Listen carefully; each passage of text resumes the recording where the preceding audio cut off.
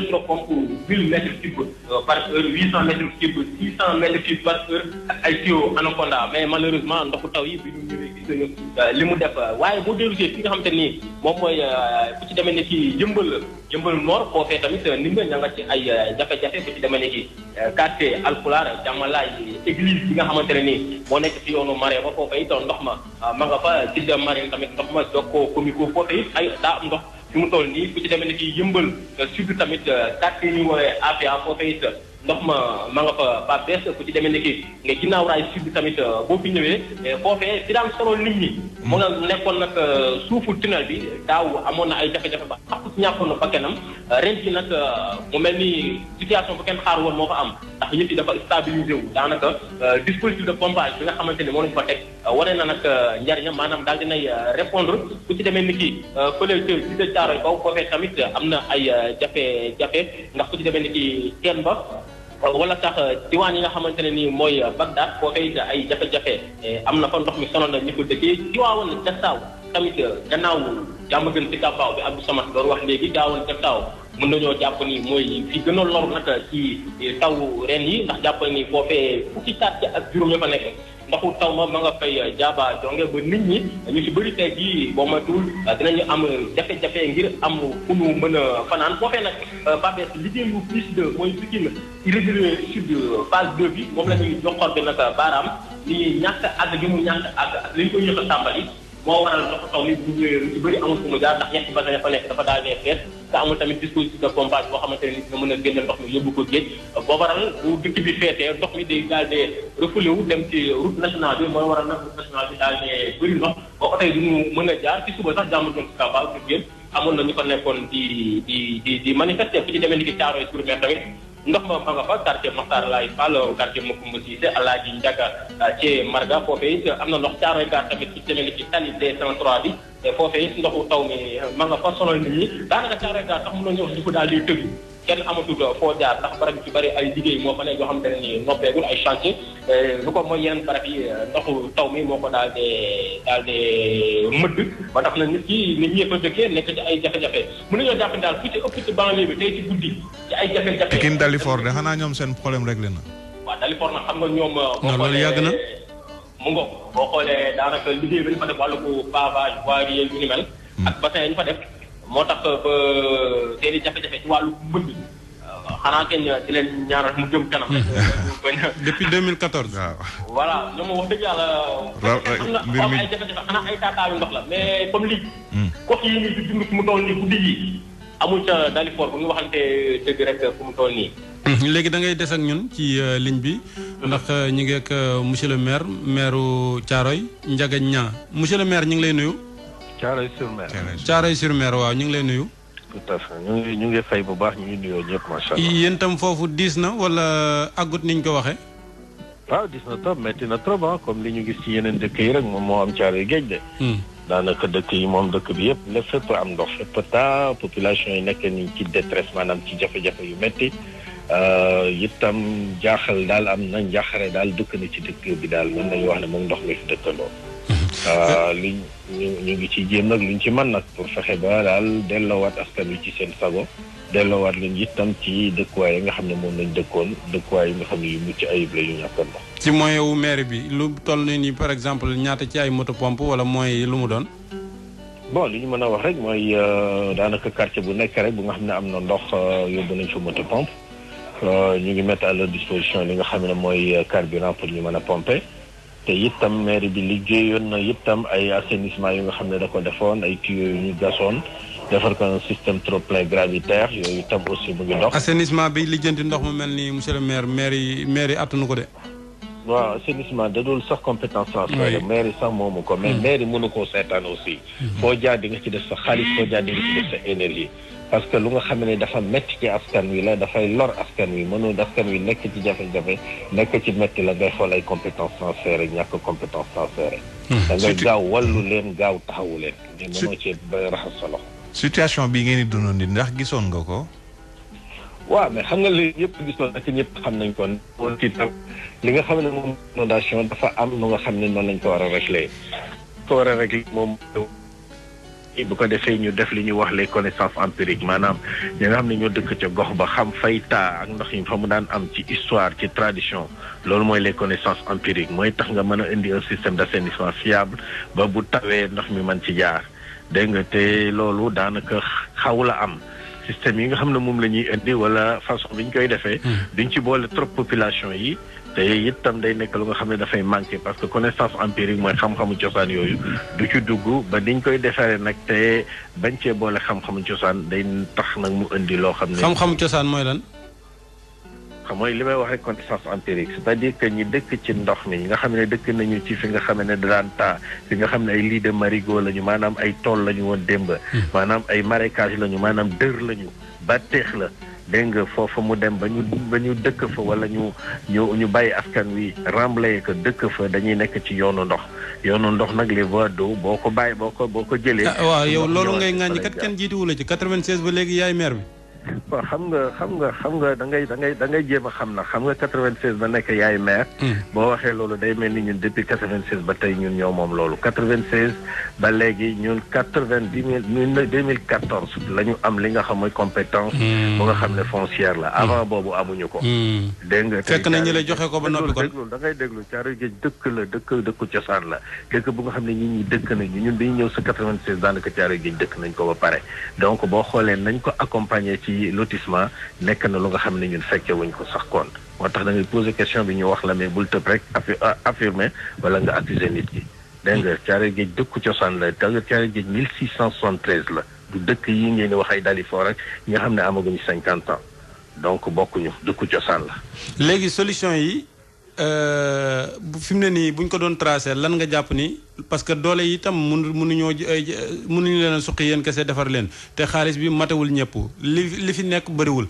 loo yaakaar ni yow moom lañ leen mën a defal principalement ngir dimbalee leen ko. man dama lay wax à part le fait que nekk maire man dama nekk ingénieur urbain maanaam ingénieur en développement urbain sorti de l'ENEA dama lay wax ci domaine bu nga xam ne ci laa ne sama domaine lu liggéey laa lay wax. Sénégal waxuma Thiaroye Géej rek Sénégal bu ñu bëggee tàggoog arrondissement pour chaque commune il faut 2 plans il faut un plan d'assainissement ku ñuy def dégg nga ak plan de restructuration ñaar yooyu suñ ko defee dinañ régler inondation yi Sénégal te ñaar yooyu day am li ma lay wax ma lay connaissance empirique la may yëg si nag pour Thiaroye-sur-Mer plan de restructuration mooy dafa am zone bu nga xamee ne zone traditionnelle noyau villageois la foofa dafa laaj mbedd yi da ngay gis mbedd 0,50 centimètres dafa laaj ay daggaat mbedd dafa laaj ay li nga xam ne moom mooy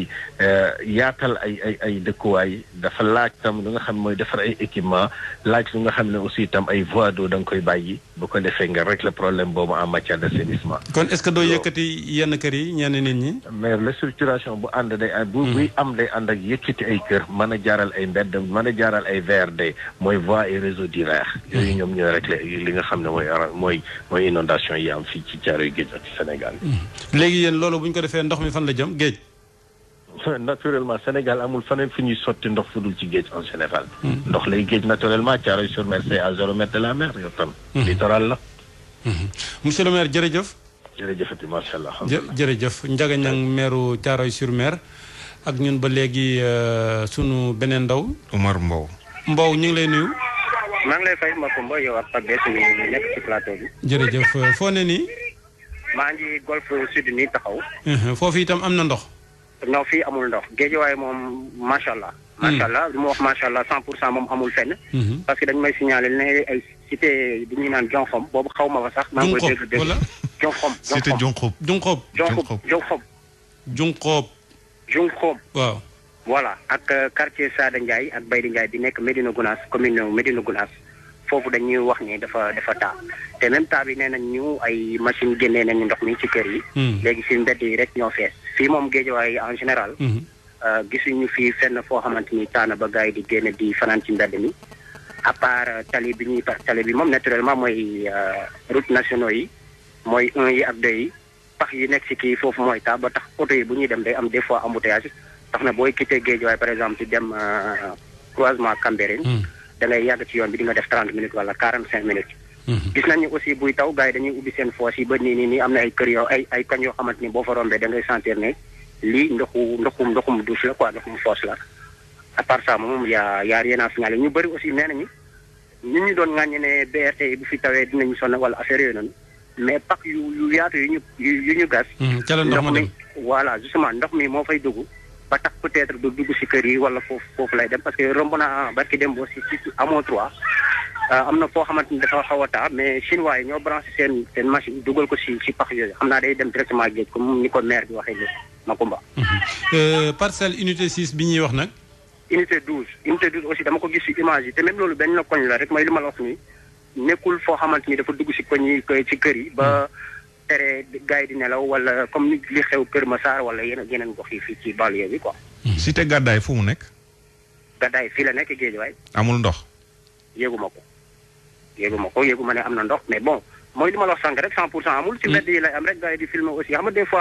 fois day taw 30 minutes après gars yi di filmer naan fii am na ndox ci après day dem. day dem waaw. c'est pas aussi intéressant que buy taw je pense que aussi ndox dina am mais bu demee ba ay 1 heure wala sax benn bés après bu fa ndox mi desee loolu la ñuy war a woowee inondation mais bu fekkee ne day taw munoo wax ne fii dafa am inondation parce que affaire yi moo ngi évacué wu di dem. loolu la quoi. d'accord Omar Mbow jërëjëf ñu jëli maire Kër Samba Kane sëñ Ibrahima Fall ñu ngi lay nuyu. waaw kay ñu ngi lay nuyu Makumba. yéen a ëppale ci ndox mi météo sànq bi may déglu nee nañu 192 millimètres yàqu fa dara. non ëpp na ko. waaw ndaxte mesure pluviométrie bu feesee. 150 millimètres lay doon. te kañ na fees na 2 fois. loolu moom mooy 300. waaw muy 300. loolu mi ngi nekk diggante jeudi ak vendredi. diggante jeudi ci guddi ak jeudi ak alxames ci suba. waaw tey bi mu xëyee ci vendredi ji ci guddi gi taw na 14 millimètres ci ngoon gi mu taw 16 millimètres. yow da ngay cumuler te ñeen ak benn taw rek lañ jàpp bu am doole bi lañ jàpp benn taw la ñu jàpp waaw te xam nga mesure bi mi ngi nekk sama biir kër. mesure pluviométrique bi mi ngi nekk sama biir kër waaw loolu daal mooy wax ji. kon de tooy ngeen waaye ba tey daal yéen kat yéen a ngi ci joor gi foofu ci Bawol foofu moom lu taw dem ci suuf. moo tax amuñu benn problème mu inondation nag. léegi naa ñu koy wax waaye loolu amul les 57 villages yi composé sama commune. amul benn village bu déclaré ne am na inondation. amul yoonu dog. kay le seul problème bi nga xam ne moom la ñu am. mooy yoon wi moom li commencé Touba Toul ba jàpp Kër Samba Kane wuti Baba Garage yooyu yoon woowu moom kenn mënu koo jëfandikoo. li ñuy tuddee impraticable. yoonu suuf la wala rang-rang. yoonu rang-rang la woo xam ni chantier yi dañ fa jaaroon gas ko. mu def ay kàmb te ñu abandonné ko dem loolu nag moo tax yoon wa gën a yàqu kenn mënu ko pratiquer. bokkut ak ba tey Bambey Baba Garage. déedéet. yoon wi mooy Touba Toul. Kër Samba Kane Baba Garage. tali bu xonq la. waaw moom kenn mënu faa jaar du saret du woto. déedéet kenn mënu fa jaar ndaxte pax yi ñu gas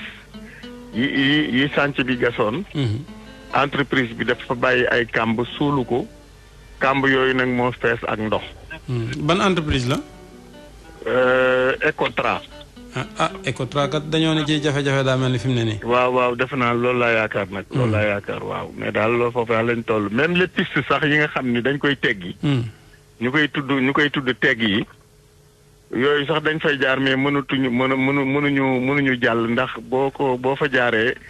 dafa fees dell ak ndox te boo ko teggee yaa ngi jaar ci toolu jàmbur yi. te loolu quelquefois day indi ay jafe-jafe. waaw léegi kon lu ma ba lu ca yóbbu nit ñi. jafe-jafe gu méttee métti ak tool teggi bu métti ak di jaar ci toolu jàmbur yi rek. loolu daal mooy yóbbu luuma Touba Toul. loolu aussi mooy yóbbu nit ñi te luuma Baba Garage mooy yóbbu luuma itam ci luuma Kër Samba Kane ay jafe-jafe daal moo fa nekk mais nag à part loolu moom amul vraiment ndox mi baax na lool ci gàncax gi macha allah jur gi aussi vraiment ñu ngi ci jàmm ak salaam. baykat yi itam ñu ngi ci jàmm ak salaam wax dëgg yàlla. loolu daal mooy problème ndox mi daal yoon wi rek la yàq. dag ba tàmbali woon na wala tàmbaleegu leen woon yoon.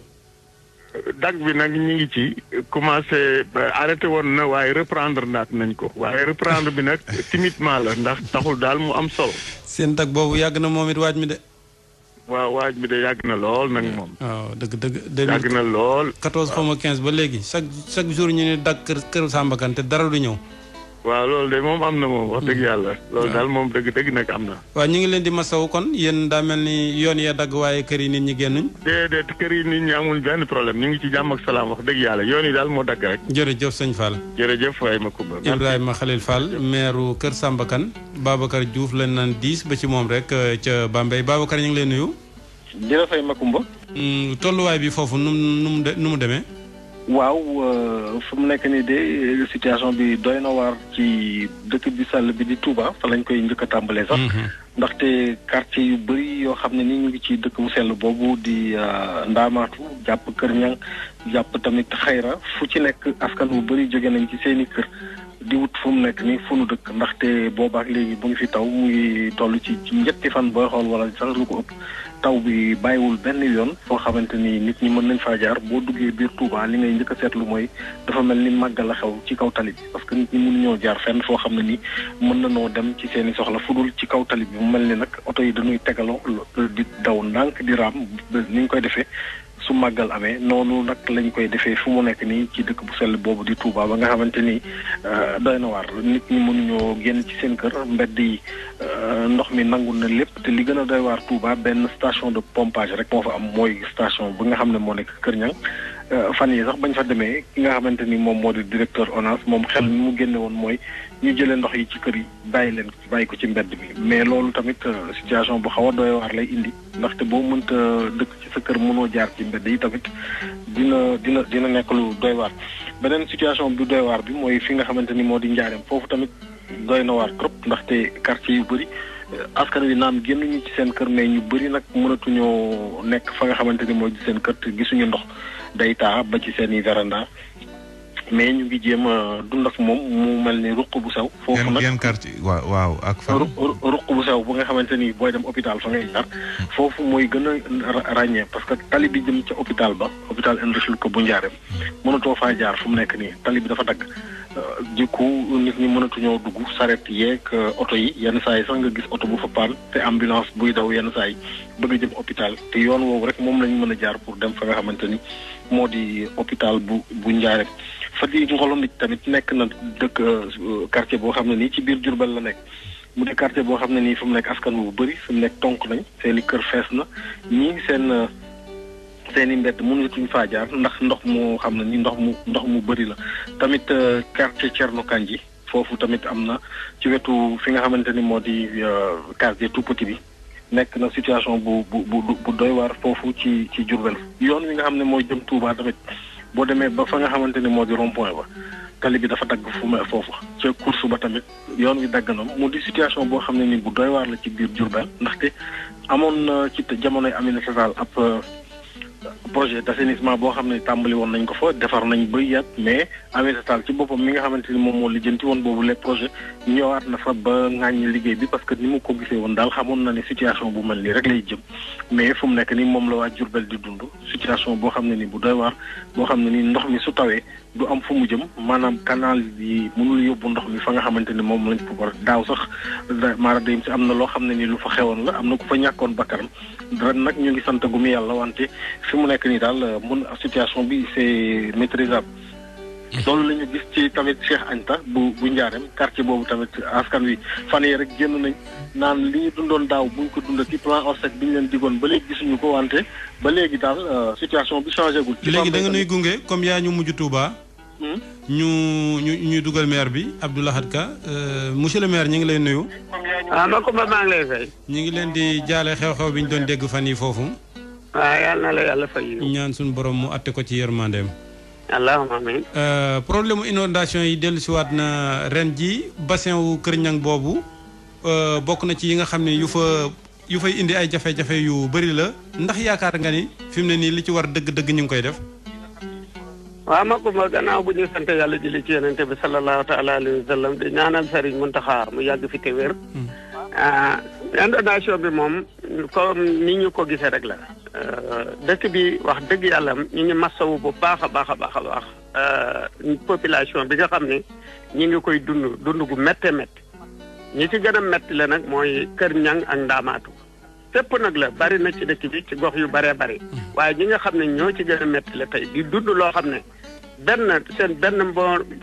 moroomam jullit yéenewu leen ko wala benn taalibe bi yéenewu leen ko mooy ñaari quartier yooyu fi la gën a pire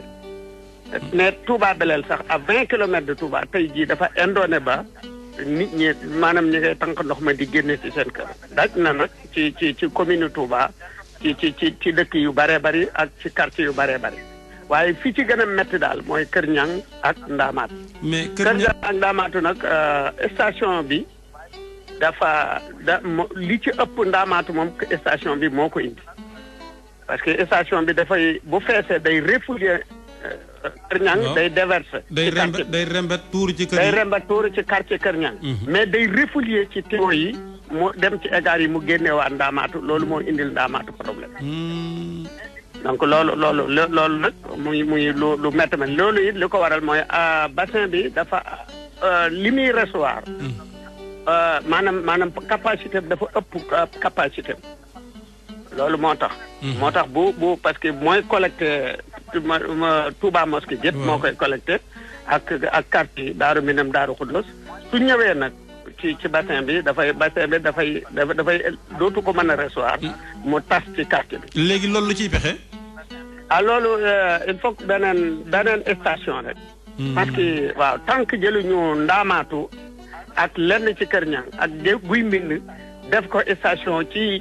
Ndaamaatu mu génn dem ci Daaru Rahman wala mu dem ci beneen gox tant que loolu amul situation bi du mën a régler. Daaru Rahman nit ko war a jël 5000 litres di recevoir 15000 litres. encore 10 000 litres yëpp da koy day dem ci quartier bi.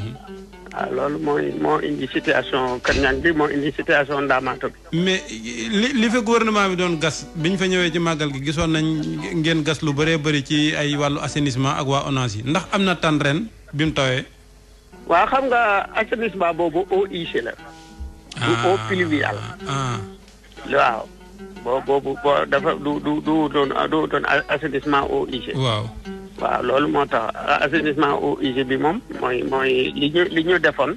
loolu ba léegi dara dolliku ci. waaw léegi monsieur le maire dinañ ñëw ci yow léegi waaye Cheikh Tidiane Sène mi Ndaamaatu googu la dëkk Cheikh Tidiane ñu ngi lay nuyu. Makumba maa ngi lay fay. waaw ni ko monsieur le maire waxee mel na ni problème bi dana naqaree lijjanti ndax biteel bu war a def fukki litre la nga def ci fukki litre wala ñaar fukki litre yoo xamante ne nii fukki yi ci des yëpp day wàlleekuwaat tuuruwaat yéen ñi koy dund ndax yàpp ngeen ni am na pexe. non pexe ñun gisaguñ ko parce que ñun comme ni ko monsieur le maire waxee ñun askanu Ndaamaatu moom noonu lañ koy dund parce que ñun Ndaamaatu Kër Ñang jàpp ba yoon Daaru Rahman li fi génn ci kër ëpp na plus de 100 maisons yoo xam ne dañoo génn en plus que tamit ba tey mi wax ak yow nii ndox mi arrêté ko. mi ngi taw mi ngi wal di ñëw. mi ngi wal di ñëw waaw ñun fekkoon taw bi rek la. kon duñu am problème. mais le problème mooy bassin Kër Ñang. bassin Kër Ñang. moo leen di wàllil. moo ñu wàll di ñëw. bay may wax ak yow nii ba tey arrêté wul. am na ñoo xam ne ñi ngi génnuñu woon mais ñi ngi génn fi mu toll nii. parce que ndox moom mooy ñëw. léegi capacité boobu moom la bassin bi attanul. Touba dafa màgg ba ñuy defar bassin bi Touba mintoon nii. léegi nañ xool léegi ñaata habitant moo doole waat ci Touba ak ñaata kër ñoo fi doole ko waat. léegi donc bu ñu jëlaatee pour yokk branchement yi yëpp ñu jëmaat ci bassin Kër Ñang léegi ñoo ci lorowaat ñun waa Kër Ñang ak Ndaamaatu ak Daaru Rahman parce que bi may wax yow nii ndox mi moom lii mos a am c'est la première fois inondation bi nii am. waaw parce que foo xool rek ndox la waaw léegi la ñu bëgg ñun mooy ku ñu dimbali. ku ñu mën a dimbali mooy kenn muy état muy président de la république moom la ñuy woo suñu milliards yi nga xam ne moom la yor muy xaalisu état bi da cee gestu askan bi ñu liy dund metti na li ñu man mooy leen nañu defar yeneen bassin station yoo xamante ni mooy nekk fii ci Ndaamaatu ñu ko yóbbu côté Ndindi wala feneen ak feneen mais Touba benn bassin bi dafay ndaw. d'accord léegi bëgg nag ñun mooy ku ñu jàppale ci loolu. dégg nañ la léegi monsieur le maire bassin boobu wax nga ko Cheikh Tidiane wax na ko yéen ñaar ñëpp déggoo ngeen ci est-ce que gouvernement bi jàpp na moom itam ni loolu mooy solution bi wala moom ndoxum taw mi kiiwu ci. waaw Makumba fukki fan ak juróom ci gannaaw avant te fukki fan ak juróom-ñett ci gannaaw. def nañ fa tournée man ak sous-préfet ak ingénieur yi. leeraloon naa ko nee naa leen bu fekkente ne bii bassin bii ci ndaamaatu defaruñ ko ubbi ko jël fii benn réseau mu génn. jaar kër Sëñ Ñaan Diop dem weer Ndindi wala ñu jël ko mu piqué dem Daaru Rahman nga xam ne day jóge Ndaamaatu dem direct Daaru Rahman su loolu amul séenu naa trop problème moo station Kër Ñang bi am problème. parce que li muy recevoir attanu ko. léegi foofu nga wax ni fa la war a jëm lu ko fa yóbbu dañuy gas ay rigole ci suuf wala ay raakol lay doon. dañuy gas rigole rek. buñ ko branché ci assainissement eau usée bi nag wala loolu moom itam day yokk joote. non mënul nekk quoi lu attanul eau pluviale boo ci doolee leneen eau usée bi attanul lii capacité eau usée bi mënul jël sax 20 millimètres bu tawee 20 millimètres donc mënuñu bokk parce que xam nga étude yu assainissement du doon étude par quartier da ngay def étude générale loo man def ko boo fa yemee bu ëllëgee nga def leneen boo jëlee benn quartier def étude boobu ne ba dama koy régler bi nga régler boobu problème feneen ba quartier ciment bi quartier bi ci topp mooy am problème assainissement moom ndox kenn mënu koo sëkk ba mu dañ kenn mënu koo baare da nga koy wutali yoon wu jaar génn dëkk bi loolu rek moo ko mën a régler en général nag loolu mooy indi problème boo ne damay régler quartier bi boo régler quartier bii rek quartier bi ci topp problème lépp bi nga régler dana régler mais bi ci day am problème monsieur le maire déggoon nañu aussi ay coow yu jiib ci diggante travaux yi nga xam ne ni Touba ci kanam doon na ko def ba yokk jafe-jafe yi ndax sentir ngeen ne lu yokk mbir mi loolu ci la bokk wala. waaw xam nga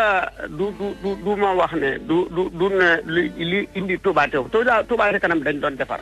man mi benn membre laa ci Touba ci kanam bu ci contribuer ne di ci def sama alal sama fonds propre di ci def fonds commune. donc dañoo bëggoon mu baax lu ñu def it dañoo bëggoon mu baax docteur nag day opérer sax nit bëgg koo sauver mu faatu ci loxo donc ñoom dañuy doon faj problème rek amul beneen solution boo xam ne bu ñu jëlee ndox wala ñu def assainissement fiñ ko fi mën a branché woog lay branché. mais ndax àndoon nañ ci ak ay spécialiste ah ma ne ndax àndoon nañ ci ak ay spécialiste waaw xam nga mooy li ma la xam nga étude assainissement boo koy def étude ci dëkk da ngay def étude générale bu fekkee 1000 mètres la boo mënee 10 kilomètres la boo mënee 10 kilomètres képp nga def ko bu ëllëgee nga sofaat te 10 kilomètres ya nga defoon def li nga def ba baa ngay atteindre sa objectif bi nga jëloon. léegi monsieur le maire membre nga ci Abdou Fatah Gueye tamit membre la ci sëñ Abdou Fatah ñu ngi lay nuyu. maa ngi lay fay Serigne Macoumba bi. waaw tuuma toppoon na leen fan yële ñu doon wax ni ma ko waxee woon da ngeen doon def te mënu leen ba yokk joote ñëpp xamoon nañ ni mébét mi moo doon jéem mais. ñëpp xamoon nañ ni itam li ngeen bëggoon mooy takkale nit ñi ak jafe-jafe yi ñu nekkoon. mais est-ce que defu leen ko yëfi taalibe jëlee ko jëlee ko Pastef bu ëpp. jërëjëf sëñ Macoumba Bey ñoo ngi lay nuyu di la ziare di ziare ñu ngi ñëpp di ñaanal Serigne Mountakha suñu borom yàggal ko fi loolu te wéral ko. di nuyu monsieur le maire moom nga xam ne moom laa fekkal teen ci ligne bi di ko jaajëfal bu baax a baax. pour tontu sa laaj bi nga laaj bu yomba tontu la. xam nga te laaj boobu mel na ne sax yàgg na fi lool depuis jamono sëñ Modou Moustapha ji jumaa jeek travaux yu mag yi nga xam ne yépp yoonu murid def na ko jamono bu ñu koy réaliser question bu mel nii dina ñëw ndax murid yi am nañ ingénieur wala dañuy dem rek ci atu murid bi noonu topp rythme di ci doxal loolu dafa am bu dee ci liggéeyu Touba ca kanam bi tontu li lu yomb la liggéey bi Touba ca kanam di commencé 20 points la ñu waxoon ne moom la ñuy liggéey wax ko ci kanamu sëñ Mountakha boole ñu ak Cheikh Bass convoqué waa AGEROUTE ak waa ONAS ñu bokk toog ab jataay ànd ak membre commune bi y compris monsieur le maire moomu def ay visite ci yenn points yi bi ñu defee yooyu ba noppi nag ci la ñu lancé benn appel de fonds dañu koy wax ab jaayante ñu lancé ko le 8 août 2020 yàlla dogal ñu réunir ci xaalis bu bëree bëri bu tolloog 1,5 milliard jàpp 2 milliards bi loolu amee ci biir jaayante boobu dañoo waxoon ñi am xaalis ak ñi am ay moyens ak ñi nga xam ne am nañu xam-xam li wuy si woon Touba ca kanam ci jamono boobu ñu lancé woon jaayante bi diggante ingénieur ak technicien ëppoon na 100 xam nga 100 personnes. ci ay ingénieurs et techniciens xajuñ ci liggéey boo xam ne dañ naan estimativement 2 milliards lay tolloo. donc kon bu ñu bëggee wax ne liggéey bi teguwutoon ci xam-xam loolu benn réponse la ci. beneen deuxième réponse bi ci toppaat mooy. 20 points yooyu ñu waxoon Touba ca kanam jël na ci 12 points. 12 points yooyu 6 yi pare na 6 yooyu ci pare noonu muy yow muy seen journaliste muy ku mu neex. monsieur le maire moomu témoin la ci. mën nañoo dem ci 6 points yooyu ñu vérifier ko benn par benn ba xam benn ci yooyu dinañ fa fekk benn erreur technique. lii confirmé ne amul benn erreur technique mooy boo demee ci fu mel ne yoon route de Belel. fi ñuy woowee Tokor. ñaari point ba bi nga fa bi ngay njëkk a jot tam sës ci marché Darou Khoudoss ak beneen ba nga xam ne moo tolloog Tokor ba. bu tawee ba noppi dem leen ngeen xool ba xam da ngeen fa fekk ndox bu fekkonte ne am na erreur technique da ngay dem ñu ne amul gravitation wala am na ay erreur technique yu tax ndox mi mënul dem bu tawee ba noppi boo demee doo fa fekk ndox.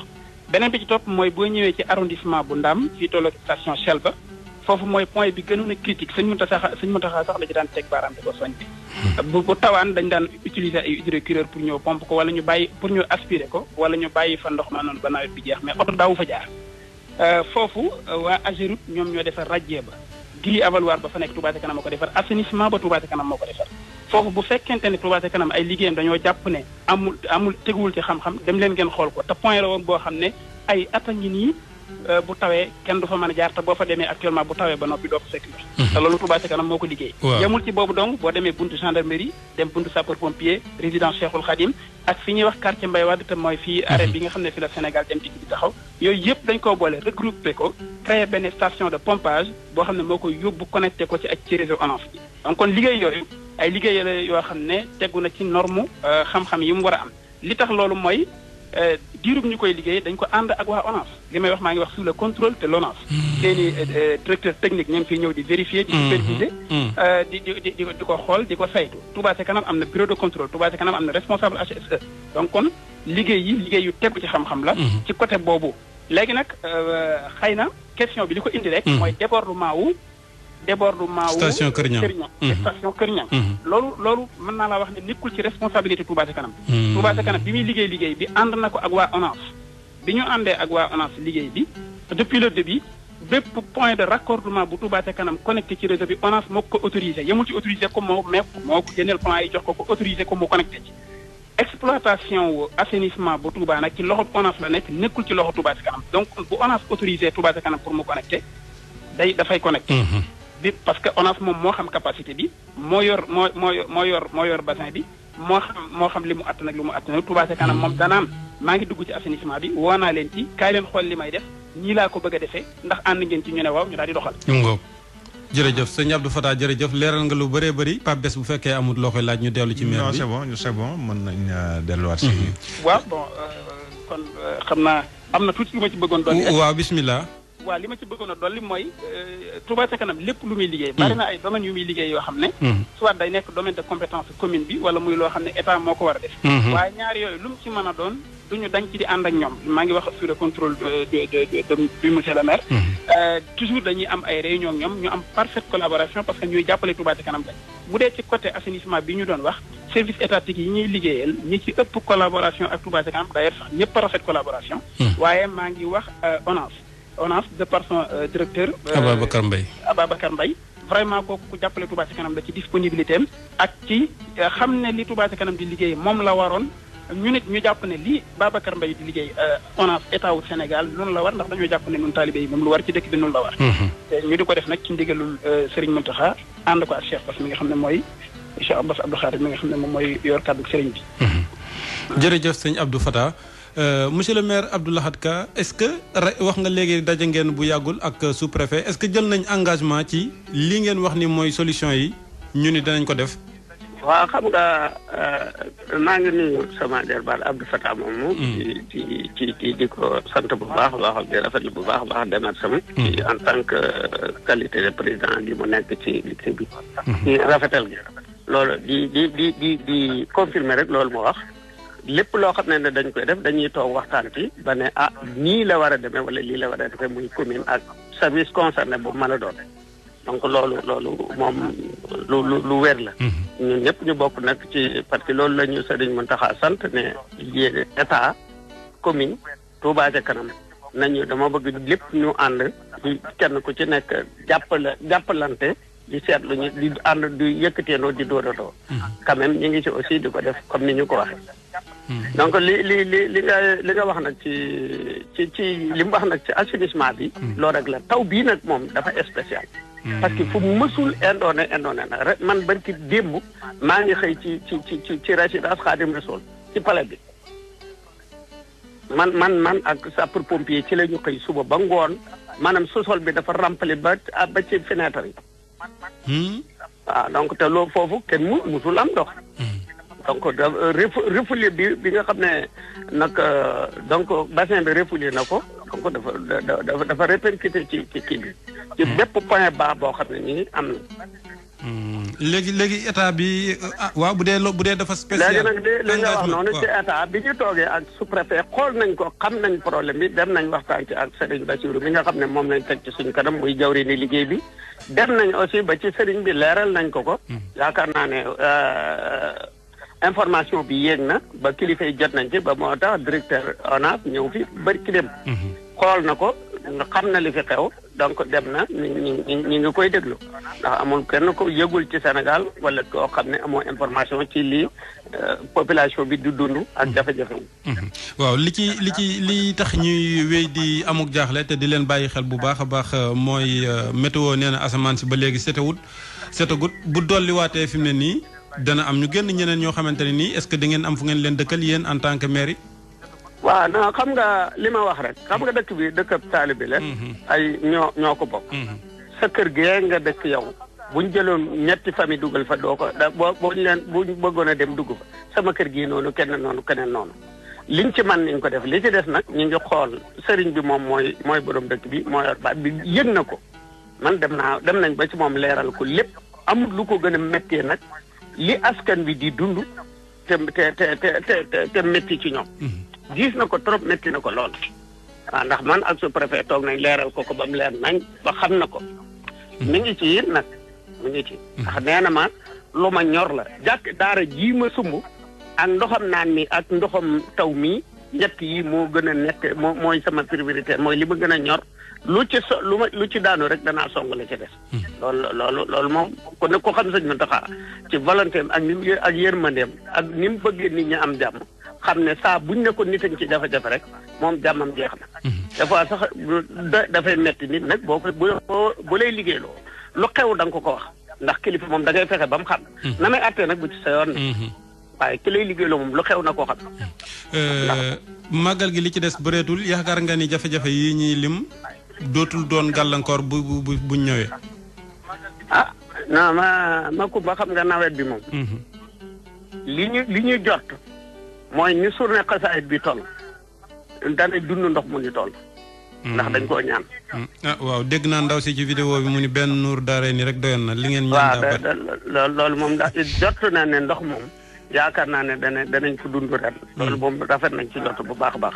moom kay yàlla nañu yàlla dimbale ñu génn ci jàmm li sëñ bi wax. sëñ bi it ñaan na ndox mu bari. te barkeel tey ndoxam jàmm. loolu sëñ bi ñaanaale na ko. ni mu ñaanee mbas mi wàcc noonu la ñaanee ndox mi ñëw waaye noonu la ñaanee ndoxam jàmm. waaye ndox moom fii ñu toll. ndax liñ ci gis ren mosuñu koo gis. ndax daana taw daana def nawet ba mu jeex daawut àgg fii te tey benn taw la dawagul bu am solo mu àgg fii. kon nag ñu nañ ko séenu rek tey ñaan mu ñëw te ni ko sëñ bi ñaanee ne ndoxam jàmm. waaye fi mu nekk daal li gën a wér mooy askan wi moom ñu ngi dund ci lu méttee métti. loo xam ne képp koo xam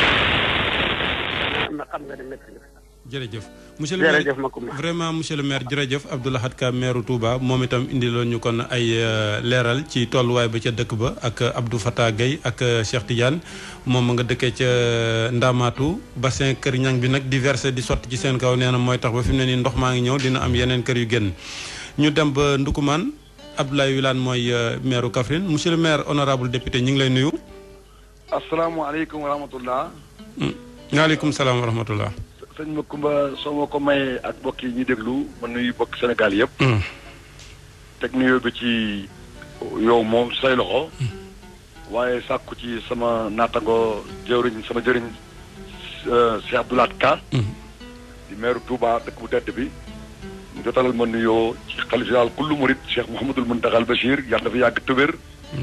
ñu koy ziyaare di ko ñaanal moo ay rakam ak kilifa diine Sénégal yëpp di nuyu nag waa Kaffrine ndax ku waral mburu tudd dëkk maa ngi masawu mbooleem sénégalais ak sénégalais yi masawu boobu nag dama koy teg ci loxo njiital réew mi moom la ñu yàlla tànnal ñi fal ko mu yore réew mi di liggéey moo gouvernement am jàpp naa ne lu dal ab sénégalais wala dal ay sénégalais ci ndoddam la tegu ñoo ngi koy masawu di ko ñaanal yàlla xéewal ak koom gu tar ak barke boo xam ne nii yaakaari jaam ñi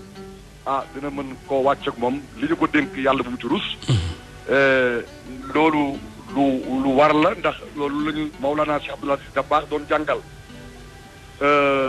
di waxit ne am nañu mbégte bi ñu déggee ne tey dafa xëy daje ak gouvernement am wala boog lenn ci ay collaborateurs am def réunion de crise gannaaw boo xamee ne jot nay xibaar ci ni mbir mi bindoo ak li nit ñi ragal ak li nit ñi dund ci dëkk yi léegi nag jógee na ci réunion ba li ñuy xaar mooy lañ fa tënk lañ fa naal ak nan lañ ko nar defee bu loolu weesoo maa ngi xam le ne am na benn journaliste bu ma woo léegi di ma laaj ne ma war tax dégguñu ci man ni mën na ko am picc kat buy sab di sab ba mujj gi njanaaw yëpp di sab sabinam bu ko neexee mu ne tekk xanaa mbaara bukki la kon li wóor daal mooy mbiru mbënd moom wala boog soxlaay askan wi ni ñu ko Serigne Babacar Sy Mansour di xelalee ñun député yi yaakaar naa ne ku ne xam nañ ne du ma ko xumtoo dama cay wax la ma ca xam ak la ca mën a waxu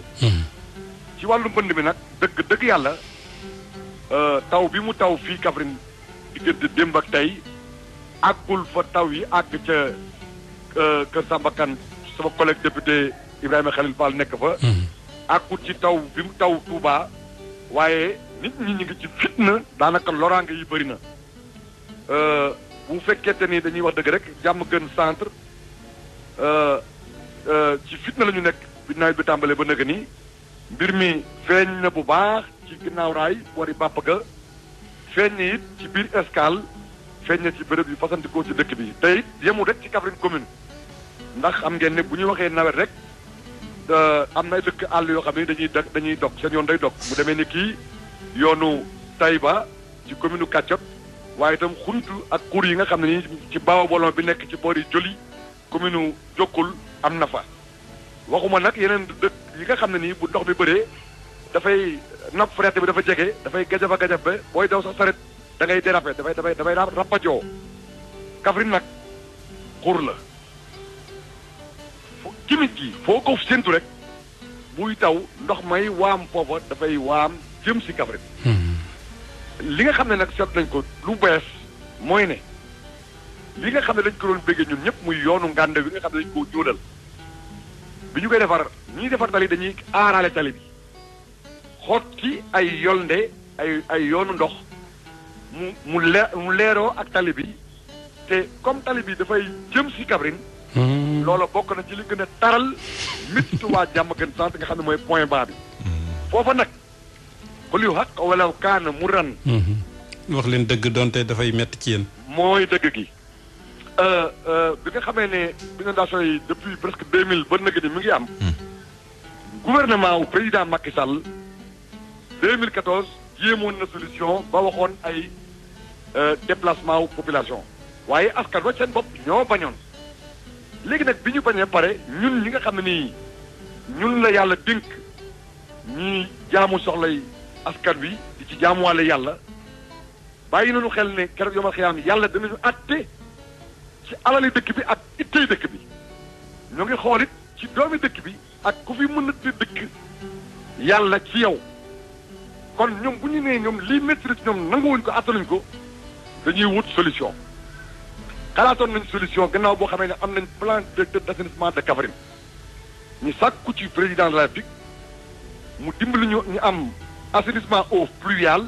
ak assainissement eau usée ñu waxoon président de la République nag sàkku itam ne nañu déplacer école 5 gannaaw mooy point bas bi gën a bas ci Kaffrine te kër yi ko wër nit ñi nanguwuñ génn seen kër yi école boobu bu ñu ko toxalee daañu fa mën a def bassin de rétention boo xam ne nii ak station de pompage ñu yóbbu ndox mi foo xam ne ni dañ koy defal ba nga xam dañ koy dékkandu te du miis suñ ko dékkandoo mën naa am ñu fay bay jën mbala ñu koy utiliser pour di def ndoxum roose loolu boo ko lëkkalee ak investissement yoo xam ne ni day nekk ci assainissement eau fluviale nga lëkkale ko ak assainissement eau usée da nga am solution structurante boo xam ne nii di nga jàpp ne fii ki at loolu dootu fi am loolu nag du lu gaaw li ma mën a wax nag te muy dëgg mooy ne fii ñu toll nii faw ñu jaaraamaal gannaaw bu ñu masawoo askanu yëpp masawu leen dëgg-dëgg yàlla te soobu ci jéem leen taxaw jàppale leen jottali seen kaddu ak seen bëgg-bëgg faw ñu jaaraamaal sapeur pompier yi faw ñu jaaraamaal tam ONAS ci li muy jéem a def ndax bassin bi nga xam ne nañ ko ci boori école 1 ci boori école 5 te mairie Kaffrine dédommagé ci ndimbalu préfet ak administration bi borom kër yi ñu génnoon seen kër ñu jël kër yooyu def ko bassin ak station de pompage foofee ONAS mu ngi pompé kéem kattanam waaye guddeeg bëccëg ci biir Diamaguène centre ci Kaffrine 2 sapeur pompier ña ngay pompé ci boori escale den ak gendarmerie bi ci yoonu Tambacounda bi foofu itam ña ngay pompé waaye mënuñu ñàkk rafetlu it lu bees li nga xam ne ni feeñ na ren pour 130 et quelques millions defar nañ ñaari digg ñaari station yoo xam ne nii ñaari bassin yoo xam ne nii pour kattanu ndox mi la ñu ngi ko def ci carrière bi nekk ci yoonu Koungheul bi waaye carrière boobu noonu la cay sikk sa moo carrière bi nekk ci boori kër Cheikh Abdou Barama mooy ne carrière ba wàqi nañ ko ndox maa ngi fay dem bu feesee mën naa am mu dellu si dëkk bi comme li ñuy wax ci station Kër Ñang bi loolu li ca gën a garaaw mooy dañ ko protégé wul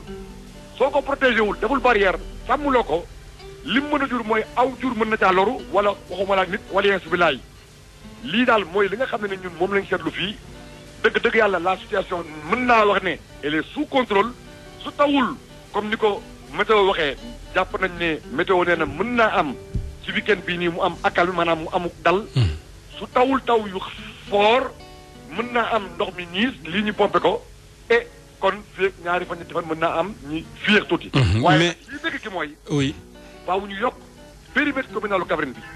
ba nga xam ne dinañu mën a gën a yàkkal yëf yi suñu ko defee ba noppi nag assainissement eau usée ak eau fluviale lëkkaloo ak Promoville bi nga xam ne ni ñu ngi koy yaakaar ci président Macky Sall di ko ci sant ci dogg bi mu dogg bu def ko am naa yaakaar ne ci fan yu néew dinañu ko mën a saafara waaye daal lii wóor mooy ne inondation volonté politique dëkk waaye xaalis koppar dëkk moo xam yu jóge ko ci réew mi wala lu bitim réew jàppale moo ko mën a saafara ay milliards la amul benn commune ci Sénégal boo xam ne mën na koo régler boppam dëgg nag yàlla nit ñi moom buñ jaaxlee mais gannaaw luppi ndey lu mu lax-lax ca la doom di fo seen maire la ñuy joxoñ moom la ñuy dut baaraam wax nañ dëgg man Abdoulaye Wilane gannaaw bu ma baaloo ak ñëpp baal leen ak te yàlla tax képp koo xam ne nii xarab nga ma mbaa nga wax loo xam ne nii naka noonu la jéggal naa la même ndax dama jàpp ne xamuloo li foofu dong la te oui monsieur le maire gouvernement bi am na ay travaux yoo xam ni sañcoon na ko fi est-ce que lépp àgg na et bu fekk déedéet wax dëgg yàlla àggul ndax te dafa yàgg nag wax dëgg yàlla ay problème de tension de trésorerie maanaam jafe-jafe ñu xaalis koppar moo tax li nga xam ne ni jéemoon nañ ko ci weti gendarmerie ak mu ñeel comment dirais-je Diamaguène centre loola ba nëgë ni sotteekul loolu nag wax dëgg yàlla jàpp naa ne ci perspective yi nga xam ne mooy jukkeekoo mooy sotteekoo tey ci waxtaan wi président woote woon ak moyens yi mu nar a jël am naa yaakaar bu wóor ni mën na am ñu sottal loolu waaye sumbaat leneen kon nag du ñu mën lu dul yéene jàmm ak tawfeex xéewal suñuy kilifa ngir yaakaar ne bu amee jàmm ak xéewal ak tawfeex suñuy soxla dana faju yaakaar dong la ñu ci am waaw ak góorgóorlu yàkkali dëkk bi ngay wax bu fekkee dañ koy yàkkali ak waa Kaffrine 2 yàkkali dëkk bi ngay wax bu fekkee dañ koy yàkkali yéen dafa mel ni dëkk bu tudd këy yi da leen a war fépp waaw loolu moom dëgg la waaye këy ak Kaffrine menn xeet la menn peuple la ay bokkal ñun neen bëri na lu am Kaffrine ca jamonoy Thierno Ibrahima Ndaw maa ngi koy ñaanal yàlla tawfeex ak yokkute ak gudd fan ak sutura suñu borom ca jamonoy Thierno Ibrahima Ndaw dèjà Alaaji Njàng ko jaane dimbali woon na mairie Kaffrine ci jamono yi Moustapha Cissé it jàppale woon na mairie Kaffrine ba ñu am ay béréb yu ñu mën def ay infrastructure bi fi président bi monsieur le maire Taha Diané nekkee bëri na lu Macky Sall réalisé ci département Kaffrine rawatina tuddee ko lu jëm ci capitalu Kaffrine bi dëgg yàlla conseil municipal lu kay yi ñoo délibéré joxe ko. waaye nag gannaaw ñoom dañoo ñëw lotissé mu sos rek ci Kaffrine ba nga xam ne léegi nit ñi dañoo jaxasoo. kër yi jaxasoo. te mënuñ leen a xëccal ndox ci ndoxum Kaffrine ndax seen eau day bañ ndax danaan ci beneen concessionnaire la bokk. mënuñ leen a xëccal courant parce que dafay mel ni ki problème de taxe la ak yooyu noonu. loolu gannaaw am na faaw ñu seet nu ñu mën a yàkkale yëf yi. moo tax ma ne ñu dëkk ci quartier périphérique yi am nañu ay soxlay ndox am nañu ay soxlay courant yoo xam ne nii mënuñu koo saafara te jëleewuñ ko ci Kaffrine kon nag lii saafara si mooy lañ bëggoon ci jamonoy Ablaye Wade te xalaatoon ko ci 7 kilomètres de rayon wet gu ne ñu yokkal Kaffrine lu mat 7 kilomètres te loolu jàpp naa ne la créé département wu Kër Massar topp fa ay commune te tasuñu collectivité locale yi fa nekk loolu jurisprudence la boo xam ne nii suñu ko appliqué fii nii mën naa am sax Kaffrine commune nekk commune Ngodiba bala lu féetee boori Kàccop nekk commune bu bokk ci këy li jëm boori këy jëm boori Afetoun ak Sonokoñ nekkaat commune mu nekk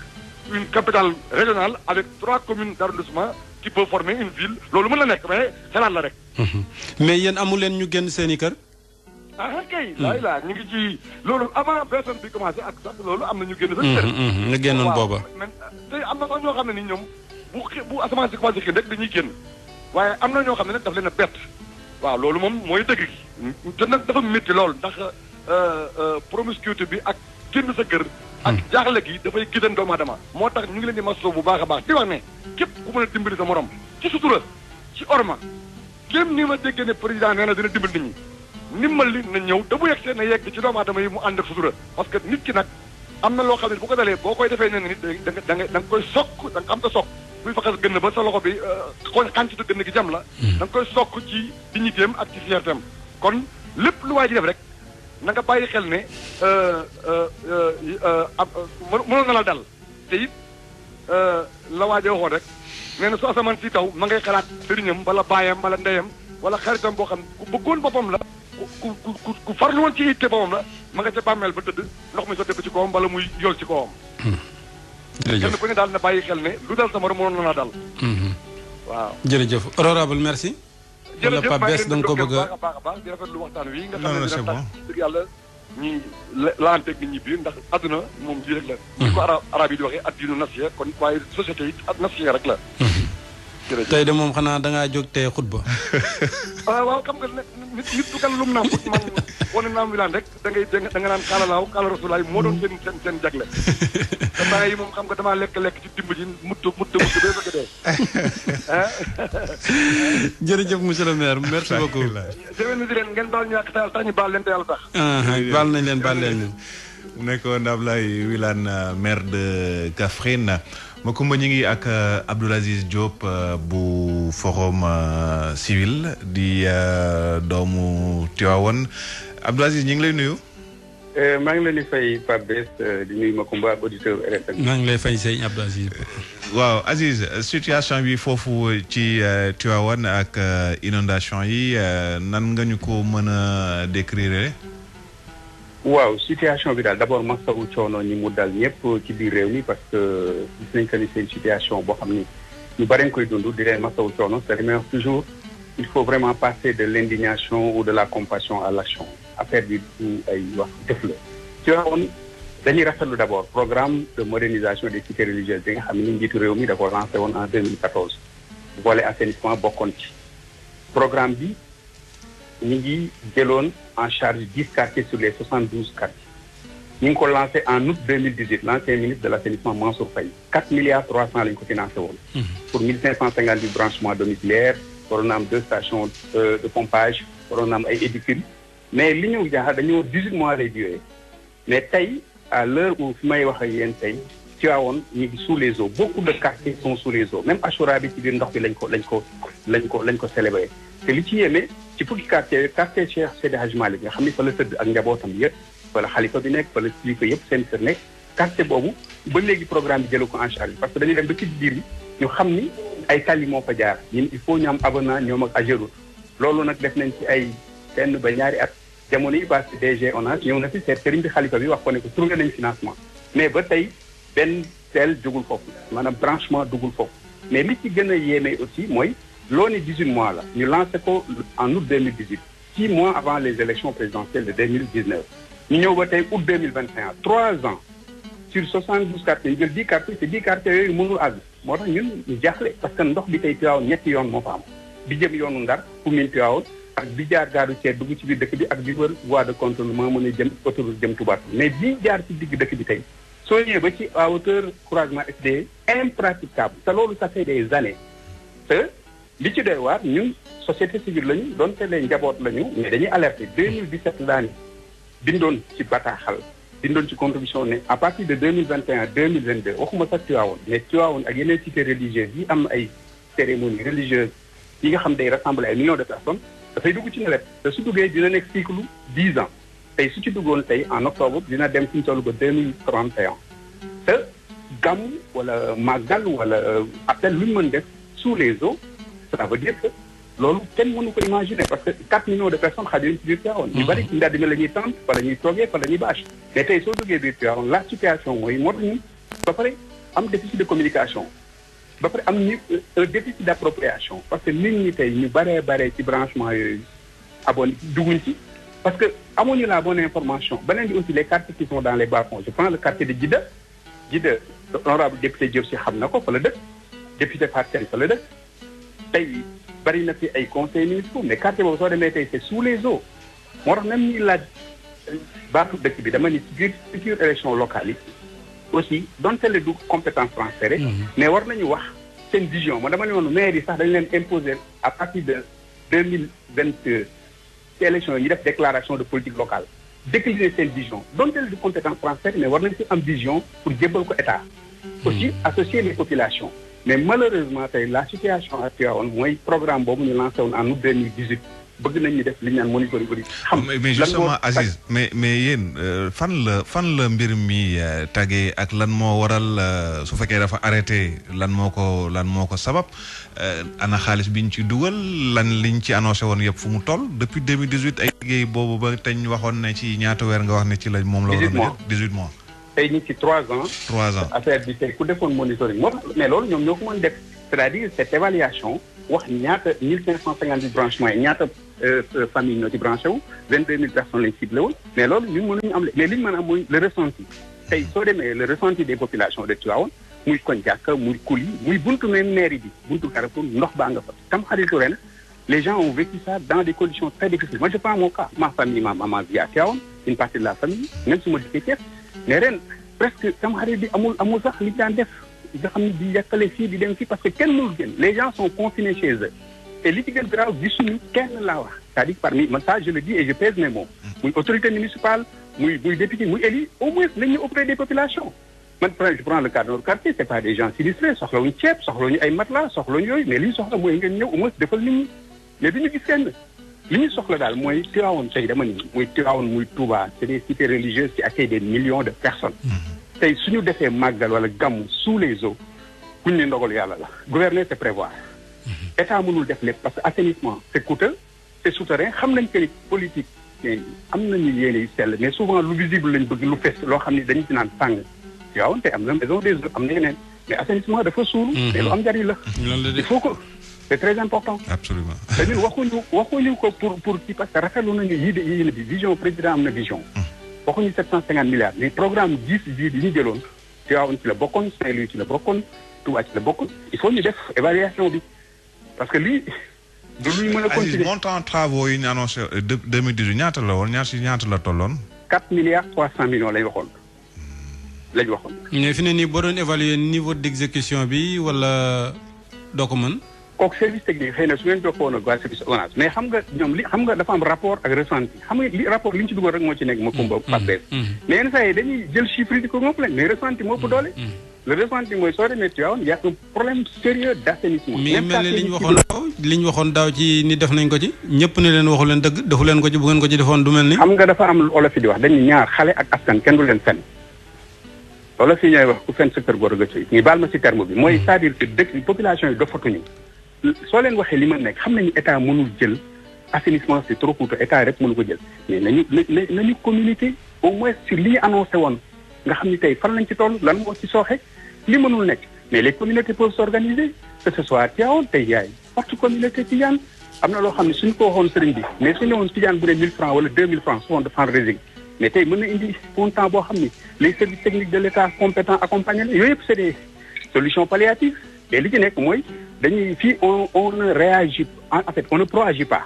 on ne prévient pas dañuy réagir fi ñu toll su gàmmu amoon wala magal inondation nit ñi tëmb fii kenn ñaanu ko mais da ngay fi ñu toll tout le monde toutes les autorités dañuy ñëw compatir après mu jëm foofu. te mbir mi tey il est temps qu'on pose le problème comme ni ngeen ko posé nii et puis avec sérénité il pose ko en des termes clairs mais aussi sur la base du factuel pas du ay yéene pas du ay rapport ay wax. jërëjëf Abdou Aziz Diop bokk Forum Civil. bon beneen bi aussi Macoumba waaw bismillah pour rek wax ni beneen problème bi am dañuy jaajëfal man surtout l'ancien préfet de Tivaouane Makan Mbengue parce que fay ñu ko wooyee dafa leen woo sapeur pompier mais sapeur pompier dañuy ñëw am nañ moto pompe mais amuñu non seulement carburant mais beneen bi amuñu déversoir Tivaouane par exemple tey problème boobu mu am. hydrocureur dafa maire yi mënut a joxe carburant.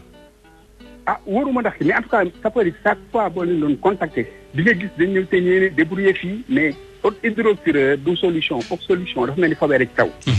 mais maire bi est-ce que sentir ngeen ko mi ngi yëngal dara. waa xam nga le maire de Tivaouane xam nañu ni du compétence transférée. ñoom tey xam nañu ni ils sont conscients xam nañu problème bi tële nañ ci nag mais li ñuy wax mooy au moins. ñu fexe ba population yi. def sous forme parce que au niveau des populations am na ñoo seen xam-xam màcc peut-être yooyu mën nañu indil ay solutions palliatives des solutions venant de la communauté et des citoyens mais tey amul déversoir Tivaouane amul exitoire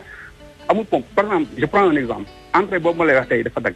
radier submersible la mais kooku il suffit que am na tey ay entreprises yu nekk ci région bi entreprise minière en terme de RSE suñu leen contacté woon mais loolu mën nañ ko def jàppale ci état il y a beaucoup de solutions yoo xam ne ñun xëy na am nañ ko société civile ñeneen am nañ ko mais ñi ñu fal ñoom lañ jox pour ñu doxal mbir mi ñoom ñoo war a gérer ces problèmes. L'assainissement est un problème très sérieux au Sénégal. dégg nañ la bu baax a baax Abdou Aziz Diop doon taalibe ca kër ga doon itam membre ci Forum Civil ñu des ci yéen ak édition spéciale bi ñu jagleel ndox mi ak ñu bëri ñi nga xam ne loru nañ ci ba fi mu ne nii nag génn nañ seen i kër Thiès la ñuy dem Habib Niang maa ngi lay nuyu. waaw maa leen di sant bu baax waa di leen gërëm. yow Thiès ouest nga dëkk. waaw Thiès nord laa dëkk. Thiès nord. waaye problème mu inondation bi am foofu problème bi lan la pour ñun ñu xamul. waa jërë ngeen jëf xam nga d'abord maa ngi sant bu baax di leen gërëm si invitation bi ngeen ma wax. man mii dina wax léegi laa jóge Thiès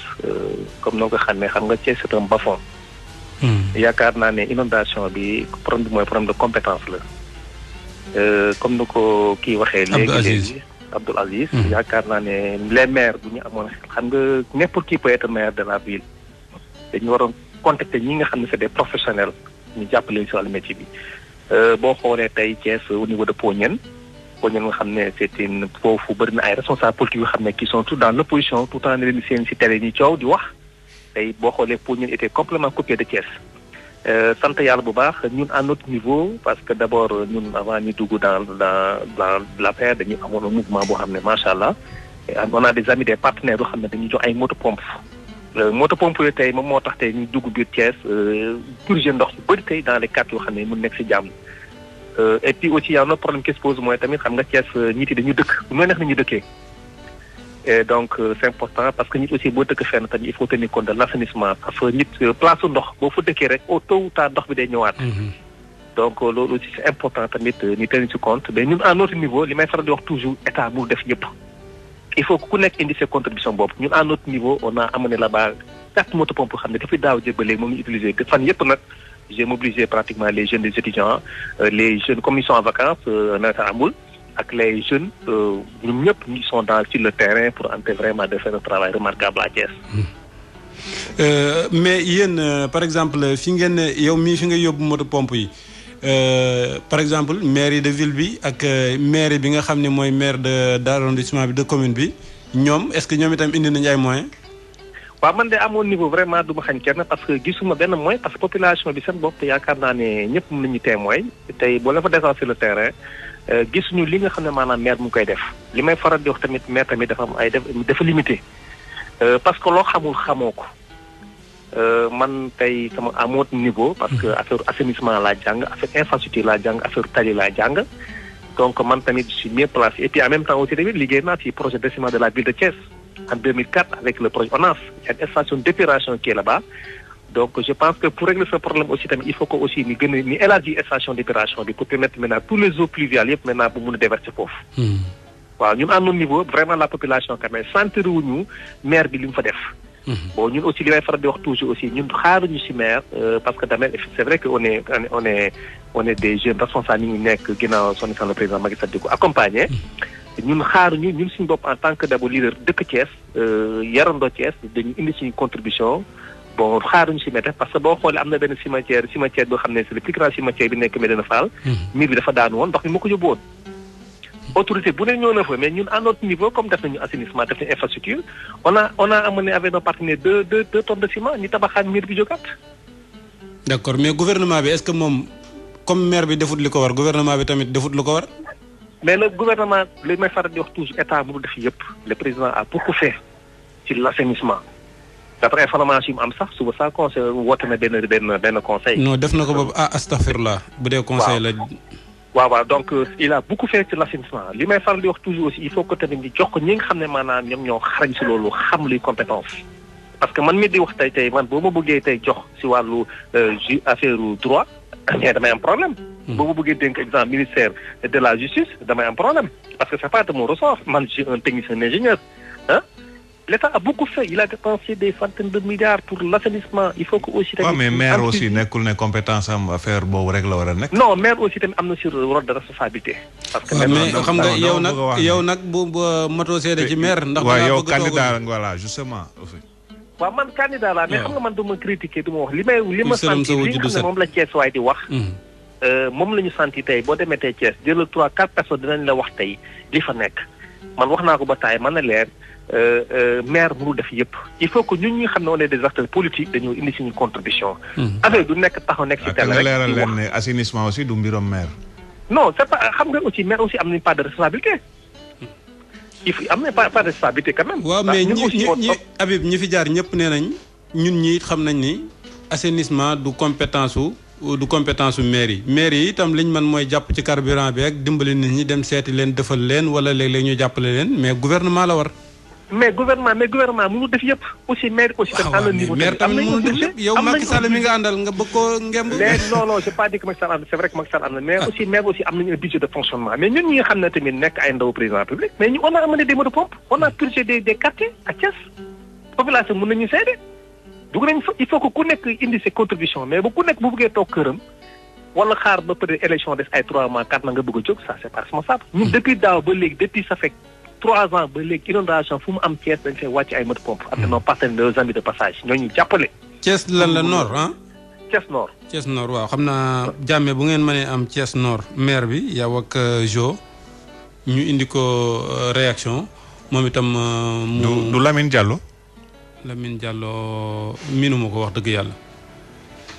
ñu ngi yëg yéen xam naa ci kanam tuuti bu ñu jotaatee yeneen gox yi ndax point yi gën a metti fi mu ne nii nag laal nañ ko ba noppi dinañ mën a ubbi antenne bi ngir askan wi ñoom itam kenn ku nekk li ngay dund fi mu ne nii